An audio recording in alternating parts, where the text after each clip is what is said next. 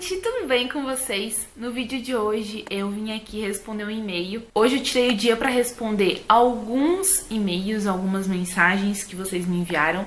Se você também quer me enviar um e-mail, eu posso responder em forma de texto ou em forma de vídeo, né? Eu vou deixar o e-mail aqui embaixo, vai estar passando aqui na legenda para vocês anotarem e me enviarem um e-mail contando um pouco a história de vocês, algo que vocês precisam de oração, de um aconselhamento, aquilo que eu puder ajudar, ou em oração, ou se eu conseguir ajudar em aconselhamento, eu vou ficar muito feliz de fazer.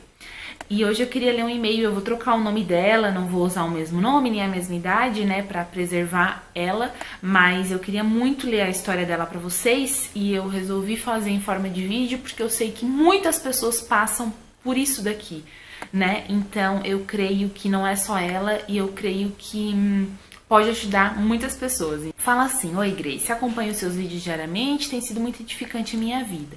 Resolvi escrever e pedir ajuda. Eu tenho tantos anos e com tantos anos comecei a namorar um amigo. Nos conhecíamos desde cedo, trabalhamos juntos, tínhamos amigos em comum, mas nesse período nunca fomos mais que amigos. Até que no ano tal resolvemos tentar e neste momento pensei: agora vai, não vou mais sofrer e enfim vou conquistar a minha família e lutar pelos meus sonhos. E foi assim até junho de 2 anos depois, tá? Então eles namoraram por 2 anos. No dia dos namorados ele me pediu em noivado. E eu fiquei muito feliz, queria ver as coisas e notei um tempo depois que ele não participava tanto, mas ele estava lá. Nesse mesmo ano, alguns meses depois, eu descobri um segredo dele que balançou muito a nossa relação. Que ele fumava maconha quando estava estressado ou cansado. Porém, o que não falei é que nós somos de uma determinada igreja e fazemos parte da banda dessa igreja. Imagina você o meu choque, que desde aquele dia a relação ficou muito estranha. Nunca voltou a ser igual, a confiança tinha sido perdida. Mas eu perdoei ele e tentamos recomeçar. Porém, alguns meses depois, ele rompeu o relacionamento. Sem motivo nenhum, só disse que estava cansado. Foi um período muito difícil para mim, Grace. Demorou uns bons 2 meses para eu me recuperar do susto. Todos os meus sonhos, os meus planos, projetos tinham ido por água abaixo. Mas graças a Deus, nesse período, Deus veio trabalhando grandemente na minha vida e me mostrando várias mudanças. Continuo na mesma igreja, sou da banda.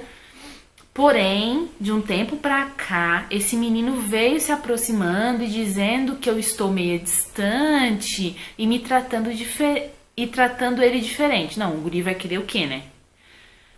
A última dele foi dizendo que agora não quer um relacionamento sério, mas me ama muito. Oi? Como assim? Sim, meu ex-noivo quer ficar comigo e o pior, sem ninguém saber. Olha só. Sabe o que mais me dói? É que a pessoa que fala isso há 5 anos estava orando por mim. Agora que ficamos juntos, joga tudo pro alto e ainda diz isso? E agora eu te pergunto.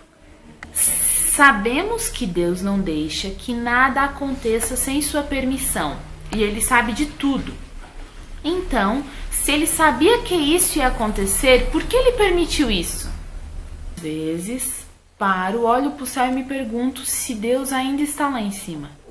Porque eu não creio que Ele ache que eu mereça isso. Você vê tantas pessoas que não conhecem, não respeitam a Deus e são felizes.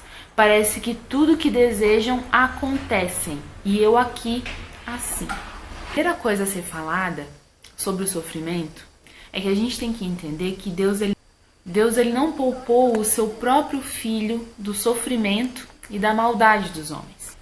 Jesus, ele não tinha pecado, ele não tinha nenhum tipo de desvio de conduta e mesmo assim ele foi açoitado, ele foi humilhado e foi levado à morte na cruz.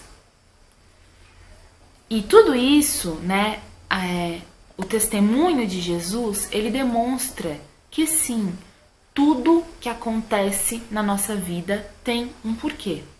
Toda situação que se levanta que a gente vive, ela tem um porquê na nossa vida. Hoje, minha flor, você só vê sofrimento. Mas lá no futuro, dessa situação toda, que hoje você só vê sofrimento, você vai ver aprendizado. Creia nisso. Hoje, o seu sofrimento, lá na frente, você nem vai perceber tanto sofrimento, você vai perceber aprendizado. Quando a gente olha para trás, né, e vê o sofrimento de Jesus, a gente não questiona a Deus o porquê do sofrimento. Ai, Deus, mas por que ele teve que sofrer tanto? A gente não questiona isso. A gente simplesmente agradece o sofrimento dele, porque foi o sofrimento dele que nos trouxe vida. Geralmente as pessoas que não acreditam em Deus, os ateus, eles têm muita frequência em fazer essa pergunta, né? E de falar, ai, se Deus existe, por que tem tanto sofrimento?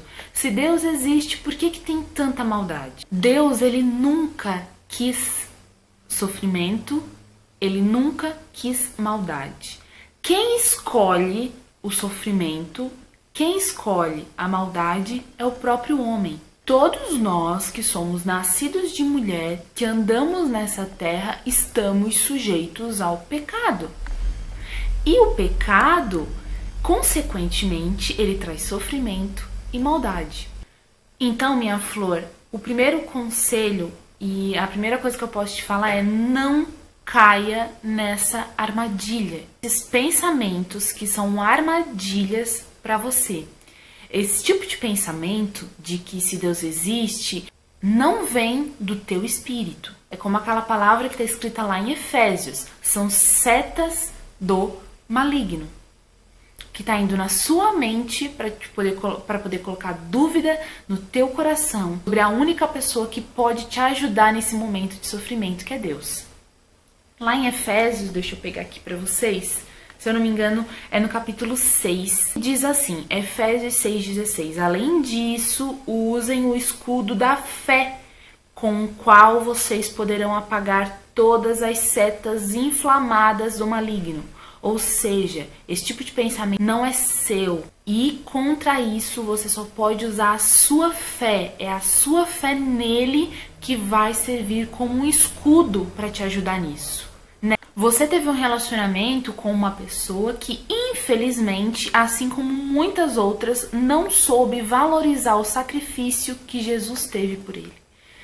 E não se engane, porque existem muitas pessoas que passam por isso, que você está passando, e tem muitas pessoas que passam pela situação dele, de ter a oportunidade de conhecer a Jesus, mas de não entender o sacrifício de Jesus por ele. Jesus derramou o seu sangue, se deu em sacrifício por esse jovem, por esse moço, que conhecendo o evangelho, tá negando. Você pode ter certeza que uma pessoa que sobe em um altar, que tá lá louvando a Deus, né? Você falou que ele faz parte da banda, então ele sobe no altar, louva a Deus, sendo que em minutos, horas, não sei quanto tempo atrás, ele tava em uma boca de fumo, comprando maconha de um traficante.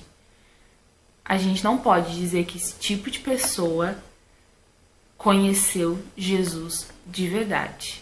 Ele pode até achar que conhece, mas ele não entendeu o sacrifício de Jesus por ele. Ele te falou que o motivo do porquê ele fuma maconha é porque ele está estressado ou cansado. Então aí está a prova de que ele não conhece Jesus de verdade. Porque se ele conhecesse Jesus de verdade, ele ia lembrar que Jesus mesmo falou para a gente lançar sobre ele toda a nossa ansiedade. Então qualquer aflição e cansaço dele, ele levaria ao altar. Ele buscaria em Deus e não em uma boca de fumo. Então aí já está a maior diferença entre vocês. Não fique se culpando pelo seu relacionamento e muito menos culpando a Deus. Porque você conheceu alguém e esse tempo de namoro que a gente tem serve para isso. Serve pra gente conhecer a pessoa. E Deus te mostrou a pessoa que ele é. Você sabe a pessoa que ele é.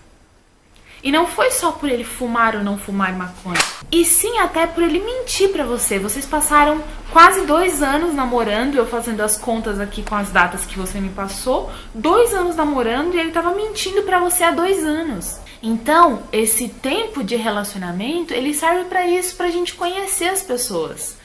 E você conheceu a ele, você descobriu que ele mentia pra você, você descobriu que ele fuma drogas. Então, minha flor, não coloque a culpa em você ou a culpa em Deus. Tudo isso você pode ter certeza que vai servir lá na frente como um aprendizado para você. Tem uma passagem que fica lá em João, eu amo o livro de João, e no Evangelho de João, no capítulo de número 13 e no versículo de número 7, Jesus fala assim: você não compreende agora o que eu estou lhe fazendo, mais tarde, porém, entenderá. Aqui Jesus estava falando com os discípulos, né? E com certeza essa palavra, ela serve para os nossos dias hoje, né? Porque a palavra do Senhor se renova a cada manhã. Então eu creio que tudo o que tem lhe acontecido hoje, que assim como o sacrifício de Jesus e o sofrimento naquela cruz não foi em vão, o seu sofrimento hoje, ele não é em vão. E com certeza vai servir de aprendizado para você no futuro. Então o que eu posso te falar é: levanta, sacode a poeira, minha. Sacode a poeira, porque se você crê em Jesus, você se tornou filha de Deus. Assim como filha de Deus, você é princesa. Deus é o nosso rei, então você é princesa dele. E eu tenho certeza que Deus tem preparado para você um príncipe lindo e maravilhoso. Então, que você sonhava e que eu creio que é o melhor que Deus tem para você. Eu vou te dar 2 conselhos. Primeiro, se esse rapaz ainda frequenta a sua igreja, se ele ainda toca na banda, eu acredito que, como você estava em um relacionamento com ele, você deve procurar os seus líderes, a sua autoridade na igreja, os seus líderes de jovens, o líder da sua igreja, né? E confessar a ele toda a história. Não sei se você já fez isso ou não, porque não adianta você compactuar com o pecado dele e simplesmente fingir que nada aconteceu. Então eu acho sim que você deve chegar para os seus líderes e falar que vocês terminaram um relacionamento, que ele te confessou tal coisa, que você perdoou, você tentou levar o relacionamento e não deu certo. E pedir um aconselhamento a eles, porque eles conhecem vocês, né, melhor até do que eu. E o segundo conselho que eu vou te dar é: se esse garoto querer chegar para você, dizer que te ama, mas não quer um relacionamento agora, ele não te ama. E eu posso te garantir que não é isso que Deus tem pra você. Esse não é o excelente de Deus pra você. Se você quiser continuar com esse rapaz, você pode continuar. Tenho certeza que Deus vai continuar te amando, mas Deus tem o excelente pra você. E uma pessoa que mentiu pra você por tanto tempo, uma pessoa que simplesmente termina o relacionamento, acaba com os seus sonhos, uma pessoa que se diz cristã, mas não acredita que Deus pode suprir todas as aflições da vida dele, não é o excelente de Deus para você. Deus tem algo muito melhor. Então, creia, confie e, assim como Efésios diz, use o escudo da sua fé para passar por toda essa situação, porque lá na frente você vai perceber que toda a aflição que você está vivendo hoje, todo o sofrimento de hoje, vai servir como muito aprendizado, e eu creio que você vai ter um testemunho maravilhoso para muitas jovens que também passam por isso, para muitas pessoas que também passam por isso.